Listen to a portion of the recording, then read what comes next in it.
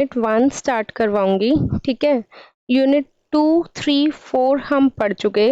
देखो, जो mainly student का डाउट है कि मैम हम कितनी यूनिट को पास करके कितनी यूनिट को पढ़ के पास हो सकते हैं, तो अगर तुम्हें बिल्कुल स्टार्टिंग से पढ़ना है तो सबसे पहले पढ़ो उल्टा। उल्टा मतलब यूनिट 4 से स्टार्ट करो। यूनिट 4 तुम्हारे इसमें फिक्स टॉपिक्स हैं, उसी पे बेस्ड क्वेश्चन आते हैं। क्वेश्चन का पैटर्न भी चेंज नहीं होता और ये सबसे इजी यूनिट है यूनिट 4, ठीक है।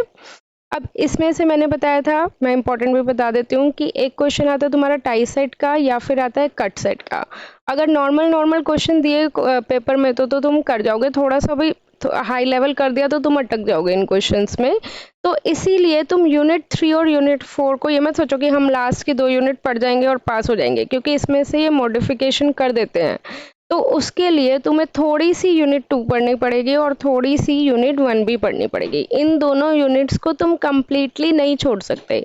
हाँ, बस ये कर सकते हो कि इन दोनों यूनिट में से इम्पॉर्टेंट टॉपिक्स कवर कर सकते हो, ठीक है, क्लियर। अब जैसे इसका मैं बताती हूँ, इसका एक टाई सेट का क्वेश्चन आता है, एक कट सेट का क्वेश्चन आता है, एक इसमें पैरामीटर पे बेस्ड आता है और एक इसमें हार्विट्ज पॉलिनोमियल पे बेस्ड आता है।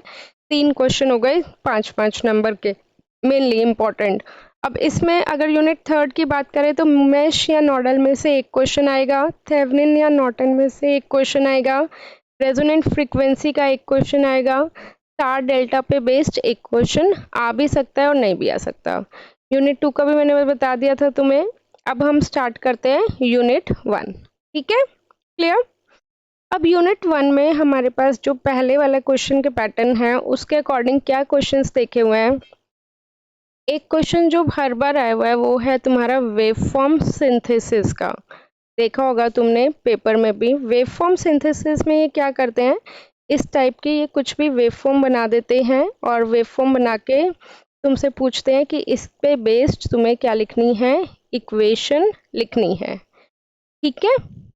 तो आज हम पढ़ेंगे वेवफॉर्म सिंथेसिस पे बेस्ड क्वेश्चन। लाइक इस तरह से वेवफॉर्म होती है, स्लांटिंग लाइन भी हो सकती है और स्ट्रेट लाइन भी हो सकती है। तो मैं बताऊंगी तुम्हें कंसेप्ट की क्या है ये।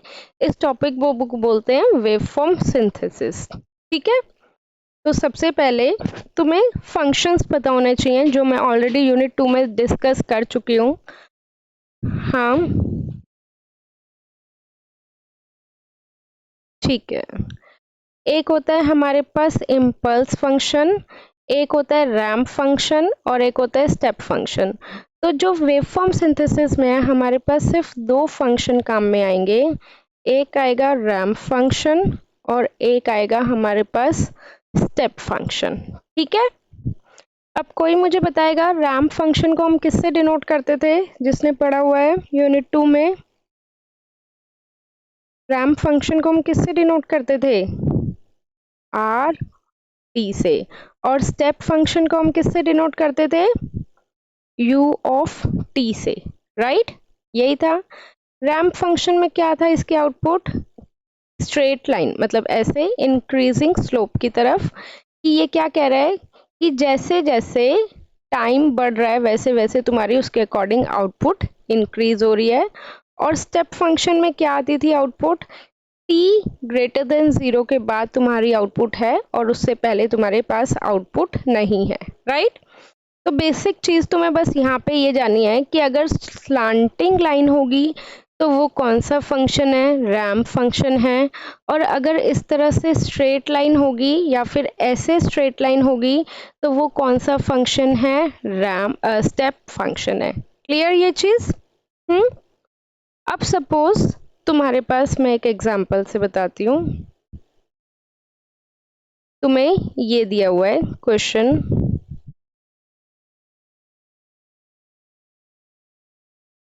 ये वेवफॉर्म दी हुई है और इसकी तुम्हें सिंथेसिस करनी है।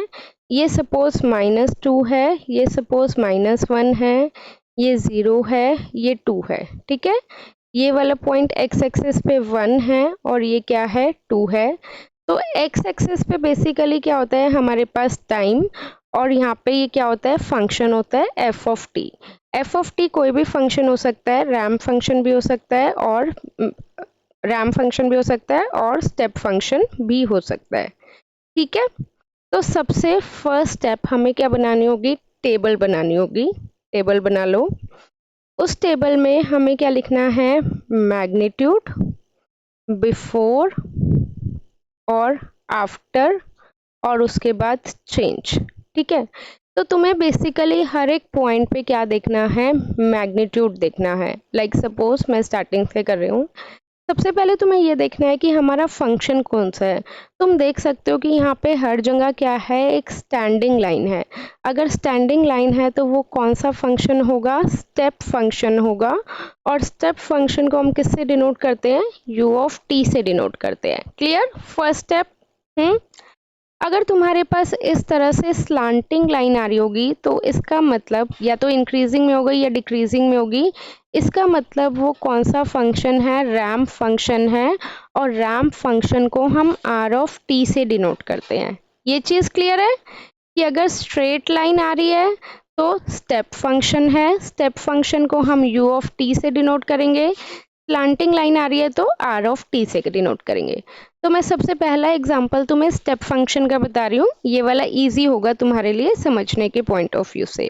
गॉट इट, बोलो यहाँ तक कोई डाउट? ठीक है, अब सबसे पहले हमें इस पॉइंट का लेना है -2 का। -2 में हमारे पास मैग्नीट्यूड कितना है, -2 है, राइट। अब -2 से पहले मैग्नीट्यूड कितना था, बिफोर मतलब पहले, आफ्टर मतलब बाद में। तुम इस पॉइंट पे खड़े हो, तुम ये मत सोचो कि टेक्निकल लैंग्वेज है कि ये है, तुम सोचो कि तुम -2 पे खड़े हो, ठीक है। तो उससे पहले मैग्नीट्यूड कितना था, 0, राइट। इससे पहले मैग्नीट्यूड कितना है, 0। और इसके बाद तुम अगर जाओगे तो इसके बाद मैग्नीट्यूड कितना आ रहा है, 1 आ रहा है, क्योंकि यहाँ से तुम कहाँ जाओगे, आगे 1 पे जाओगे। तो हर एक पॉइंट पे तुम्हें मेजरमेंट करनी है। तो मैं बस यही चीज़ यहाँ पे लिख रही हूँ कि -2 मैग्नीट्यूड पे, -2 पे बेसिकली इससे पहले मैग्नीट्यूड कितना था, 0। और इसके बाद मैग्नीट्यूड कितना है, 1। तो चेंज क्या होगा हमारे पास, आफ्टर माइनस बिफोर। क्या चेंज होगा, after minus before, that is 1 - 0 that would be equal to 1। ये चीज बोलो, यहाँ तक किसी को कोई दिक्कत?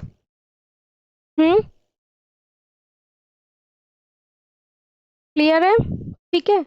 अब देखो, मैंने तुम्हें जब स्टेप फंक्शन बताया था तब मैंने ये भी बताया था कि जनरली स्टेप फंक्शन क्या होता है, t इक्वल टू 0 पे। इसका मतलब क्या है कि t इक्वल टू 0 के बाद तुम्हारी आउटपुट 2 आ रही है और उससे पहले क्या थी, 0। तो इसका मतलब ये नहीं है कि हमेशा t इक्वल टू 0 पे ही होगा। अगर मैं स्टेप फंक्शन को डिले करती हूँ, मैंने कितना सेकेंड डिले कर दिया, मैंने सपोज 5 सेकेंड डिले कर दिया, राइट। मैंने कितना सेकंड डिले कर दिया, 0 पे तुम्हारी आउटपुट ना आके कहाँ पे आउटपुट आ रही है, 5 सेकंड पे। तो इसको हम टेक्निकली क्या लिखते हैं, t-5। अगर हम पॉजिटिव साइड शिफ्ट करते हैं तो माइनस आता है, और अगर मैं इसे नेगेटिव साइड पे शिफ्ट कर दूं, नेगेटिव साइड पे मतलब कि मैंने इसका आउटपुट -5 सेकंड पे ले लिया और उसके बाद तुम्हारा आए जा रहा है, तो उसको हम किससे डिनोट करते हैं, t+5। तो डिलेड फंक्शन में उल्टा चलता है, ये क्या होगा, u ऑफ t। इसको हम किससे डिनोट करेंगे, u of t-5। Positive side पे शिफ्ट करा है तो क्या लिखते हैं, u ऑफ t-5। और अगर नेगेटिव साइड पे शिफ्ट करा है तो क्या लिखते हैं, u ऑफ t+5। u क्यों लिखा है मैंने, u is for the step function. Got it, ठीक है, ये चीज क्लियर है। अब इसमें देखो, एक बार इसमें देखो, इसमें क्या आएगा, माइनस साइड पे शिफ्ट करा है तो क्या आएगा, बोलो, u ऑफ t+2। इसी तरह देखो, एक बार अगले का देखो, अगर यहाँ पे ये -1 है तो -1 को हम क्या लिखेंगे, u ऑफ t+1 लिखेंगे, राइट। अब यहाँ पे ये क्या है, बिल्कुल 0 है, तो इसको क्या लिखेंगे, u of t। Next point देखो, 2 पे है, पॉजिटिव साइड पे है, तो उसको क्या लिखेंगे, u ऑफ, पॉजिटिव साइड पे है तो क्या लिखेंगे, u ऑफ t-2। तो हर एक पॉइंट पे तुम्हें उसका स्टेप फंक्शन लिखना है, और मैग्नीट्यूड कैसे निकालेंगे, वो इस टेबल से निकालेंगे। Got it. देखो अब मैं एक और करवाती हूँ फिर और क्लियर हो जाएगा। -2 के बाद अब नेक्स्ट मैग्नीट्यूड क्या आ रहा है तुम्हारा, -1 आ रहा है। अब मुझे तुम बताओ, -1 पे तुम खड़े हो, इसका मतलब यहाँ पे खड़े हो, इससे पहले मैग्नीट्यूड कितना था, इससे पहले तुम कहाँ पे खड़े हो, यहाँ पे खड़े हो। अब मुझे बताओ इससे पहले मैग्नीट्यूड कितना था, बोलो। नहीं, नीचे वाला नहीं देखना तुम्हें, यहाँ वाला देखना है, एक्स एक्सिस वाला देखना है, वो तो टाइम है।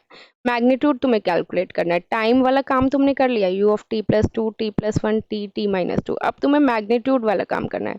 तुम यहाँ ग्रीन डॉट पे खड़े हो, तो इसका मतलब उससे पहले मैग्नीट्यूड कितना था, 1 था, और उसके बाद मैग्नीट्यूड कितना है, अगर तुम आगे बढ़ोगे तो उसके बाद तुम्हें कितनी चढ़ाई चढ़नी पड़ेगी। जैसे वैष्णो देवी चढ़ाई चढ़ रहे हो, कि यहाँ पे थे कि यहाँ तो यार ये फटाफट प्लेन रास्ता आ गया, तो मैग्नीट्यूड 1 था। अब आगे जाओगे तो कितना मैग्नीट्यूड होगा, 2 होगा, तो चेंज क्या हो जाएगा, 2 - 1, दैट वुड बी 1। ठीक है, और ये किस पॉइंट पे है, -1 पे है, तो उसके लिए क्या लिख दिया, 1 इंटू u(t+1). अब तुम कहाँ पहुंच गए, इस वाले येलो पॉइंट पे पहुंच गए, राइट। अब फिर से तुमने चढ़ाई चढ़ी, इस पॉइंट पे तुम, इस पॉइंट से पहले कितना कितना मैग्नीट्यूड था, इस पॉइंट पे तुम पहुंच गए चढ़ते चढ़ते, इससे पहले मैग्नीट्यूड कितना था, 2 था ना, 2, ये देखो 2 था, और इसके बाद भी मैग्नीट्यूड कितना है, 2 ही है, तो 2 - 2 = 0। ठीक है, अब तुम कहाँ पहुंच गए, यहाँ पहुंच गए नेक्स्ट पॉइंट पे। अब ये बताओ इससे पहले मैग्नीट्यूड कितना था, तुम्हें सिर्फ एक्स एक्सिस, सॉरी तुम्हें सिर्फ वाई एक्सिस देखना है। 2 था, तो मैं यहाँ पे लिख देती हूँ ये 2 था, और उसके बाद मैग्नीट्यूड कितना जा रहा है, 0 जा रहा है, क्योंकि तुम नीचे उतर के आ गए चढ़ाई से 0। तो कितना हो जाएगा, 0 - 2 वुड बी इक्वल टू -2।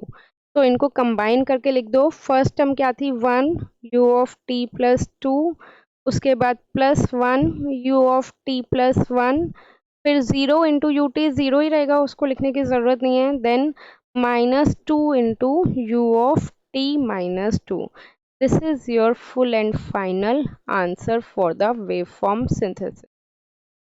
इसमें देखो हमारे पास कोई भी रैंप फंक्शन नहीं है, सारे स्टेप फंक्शन है, करेक्ट। अब इसको एक मिनट, इसको देखो कैसे सॉल्व करोगे तुम। सबसे पहले इस पॉइंट के लिए मैं अब अलग तरीके से बता रही हूँ, अगर नहीं समझ में आ रहा तो, ये पॉजिटिव साइड पे शिफ्ट है, तो इसके लिए क्या हो जाएगा, u(t-1), इस पॉइंट पे चेंजेस हो रहे हैं, देखो जहां जहां तुम्हारा मैग्नीट्यूड चेंज हो रहा है हमें वहां वहां कंसिडर करना है, ओके। इस पॉइंट पे कितना होगा, u(t-2), फिर से तुम्हारा मैग्नीट्यूड चेंज हो रहा है, तो इस पॉइंट पे कितना होगा, u(t-3), इस पॉइंट पे फिर से मैग्नीट्यूड चेंज हो रहा है, तो कितना होगा, u(t-4). ठीक है, अब हमें क्या निकालना है, इस स्टेप फंक्शन का मैग्नीट्यूड, और इस स्टेप फंक्शन के मैग्नीट्यूड कहाँ से निकलेंगे, टेबल से। तो फिर से टेबल बना लो, ऊपर लिख लो कि किस किस मैग्नीट्यूड पे हमें चेंज करना है, बिफोर, आफ्टर और चेंज, राइट। ठीक है यहाँ तक। अब सबसे पहले कहाँ पे खड़े हो तुम, 1 पे खड़े हो, 1 से पहले, 1 पे खड़े हो तो 1 यहाँ लिख लो, 1 से पहले कितना था मैग्नीट्यूड, वाई एक्सिस को देखना है तुम्हें बस, अब और कुछ नहीं देखना है, एक्स एक्सिस का तुम्हारा काम खत्म। वाई एक्सिस पे देख के बताओ, अगर तुम यहाँ पे खड़े हो तो उससे पहले कहाँ पे थे, उससे पहले मैग्नीट्यूड कितना था, 0 था, और उसके बाद मैग्नीट्यूड कितना होगा, 1 होगा, तो चेंज कितना हो गया, 1 - 0 दैट इज इक्वल टू 1। तो यहाँ पे इसकी वैल्यू क्या आ गई, 1 आ गई। ठीक है, अब 2 पॉइंट पे आ जाओ, 2 पे, 2 पे मतलब तुम यहाँ पे खड़े हो, इससे पहले मैग्नीट्यूड कितना था, 1 था, और इसके बाद मैग्नीट्यूड कितना है, 2 है, तो 2 - 1 इज कितना होगा, सॉरी ये तुमने हाँ ये 1 माइनस 0, ये कितना हो जाएगा 2 माइनस 1, ये भी कितना हो गया 1 हो गया। तो यहाँ पे भी क्या गया +1। अब फिर से आ जाओ 3 पे, 3 वाले उस पे, तो तुम यहाँ पे खड़े हो। इससे पहले मैग्नीट्यूड कितना था 2, और इसके बाद मैग्नीट्यूड कितना है 1। पहले कितना था 2, बाद में कितना है 1। कौन से मैग्नीट्यूड पे खड़े हो 3 पे, तो 1 माइनस 2 विल बिकम -1। तो यहाँ पे क्या आ जाएगा -1। अब 4 पे आ जाओ, 4 पे तुम यहाँ पे खड़े हो, राइट। इससे पहले मैग्नीट्यूड कितना था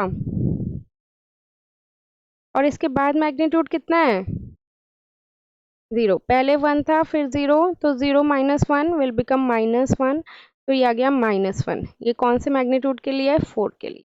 तो final answer you will get it as 1 into u of t minus 1 plus u of t minus 2 minus u of t minus 3 minus u of t minus 4। Next,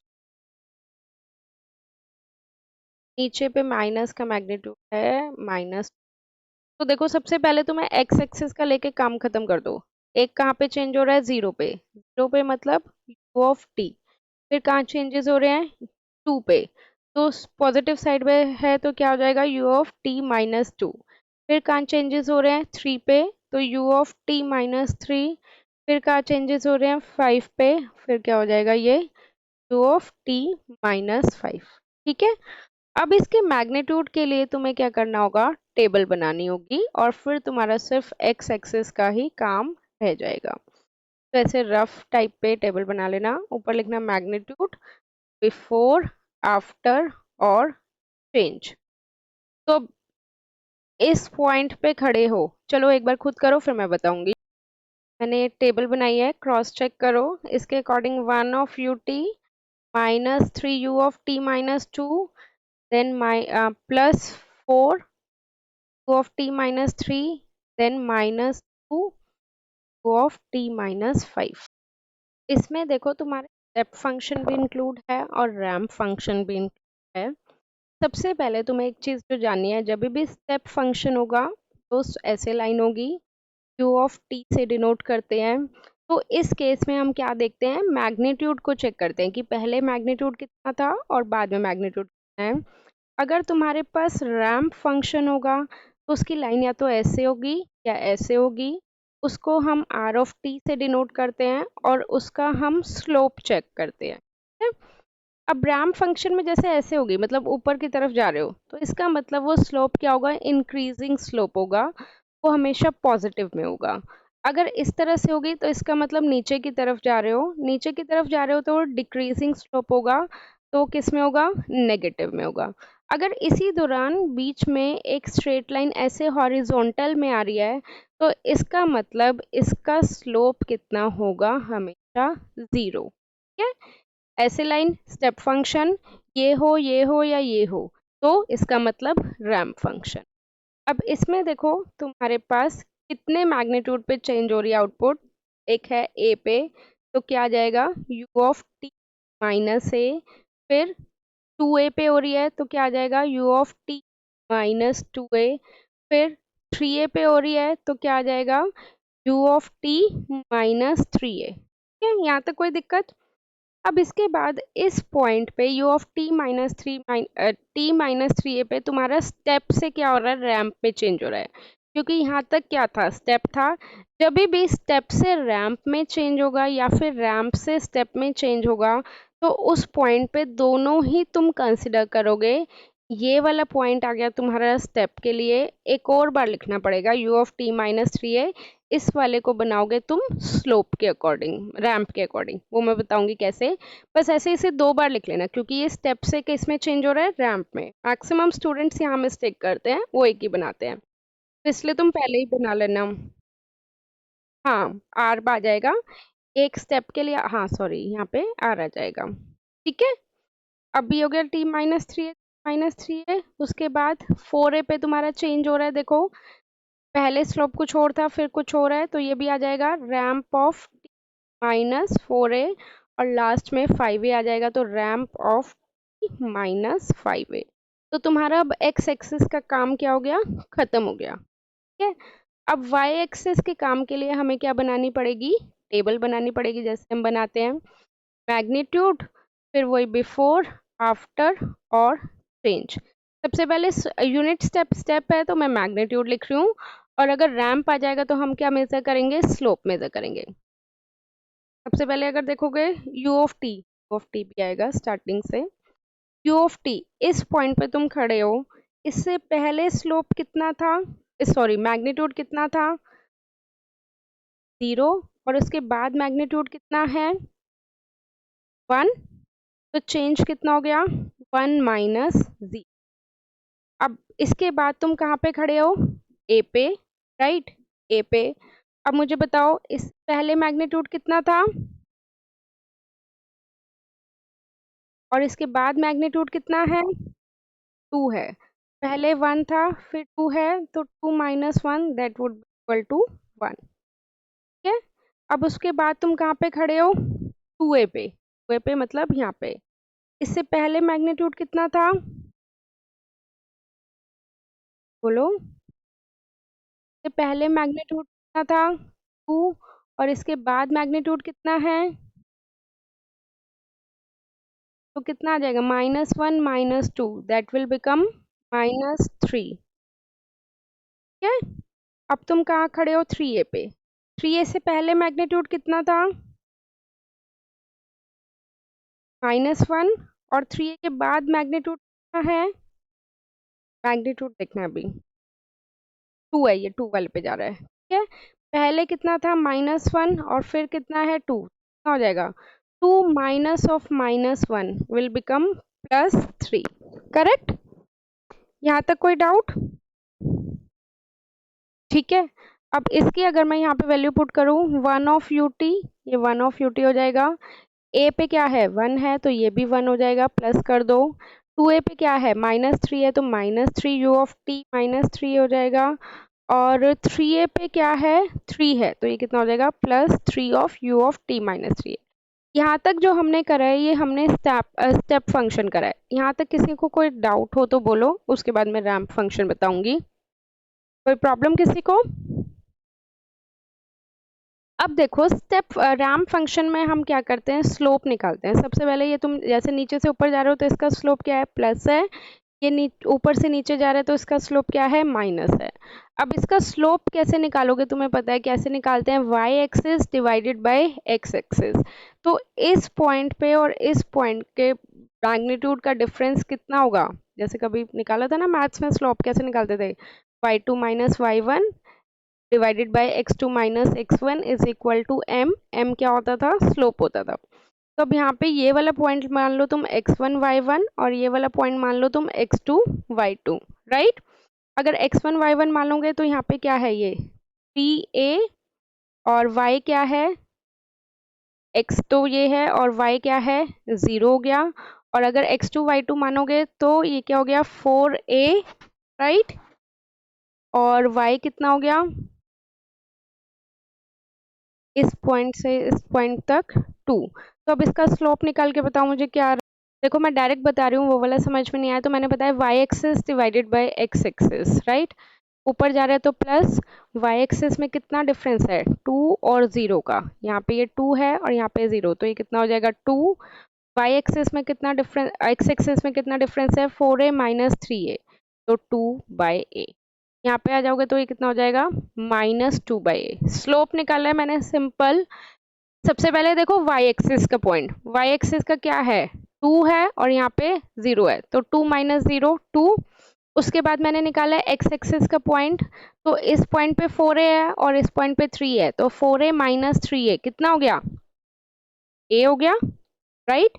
तो इसका स्लोप हो गया +2/a, और इसका इसी तरह से निकालोगे तो सेम जाता है, -2/a। इसका भी देख लो, y एक्सिस पे कितना पॉइंट है, 2 है, और यहाँ पे देखोगे तो 0, तो 2 माइनस 0 इज 2, राइट।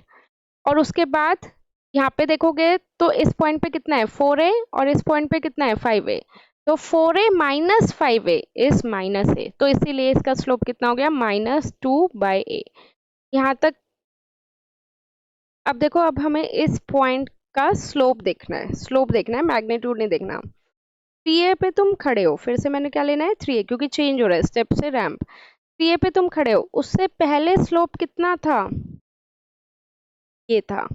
अगर ये वाली लाइन है तो मैंने बोला था इसका स्लोप कितना होता है 0, और उसके बाद स्लोप कितना आ रहा है, उसके बाद स्लोप कितना आ रहा है 2/a। तो 2/a minus 0 would become 2/a। अब हमें स्लोप कंसिडर करना है रैम्प के केस में, मैग्नीट्यूड कंसिडर नहीं करना। ठीक है, अब फिर से 4a पे हो, अब इस पॉइंट पे हो। अब तुम बताओगे 4a से पहले स्लोप कितना था, इस पॉइंट पे अगर तुम खड़े हो तो इससे पहले स्लोप कितना था 2/a, और इसके बाद स्लोप कितना है -2/a। तो चेंज कर दें, -2/a minus 2/a, that will become -4/a। Correct. अब फिर से आ जाओ 5a पे। 5a से तुम यहाँ पे खड़े हो, इससे पहले स्लोप कितना था 5a पे अगर तुम खड़े हो तो इससे पहले स्लोप कितना था,